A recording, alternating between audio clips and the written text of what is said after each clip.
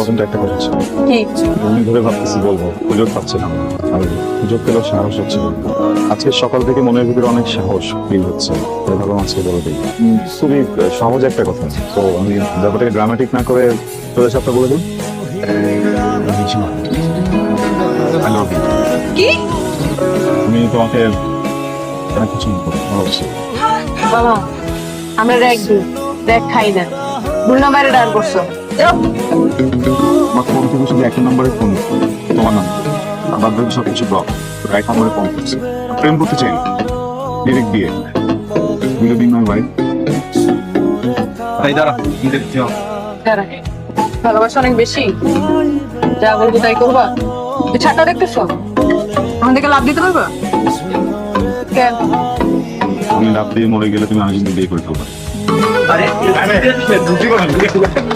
আচ্ছা, তাইলে এক কাজ করো, এটা ওই ছেলেটার এটা হ্যান্ডসাম বেশি।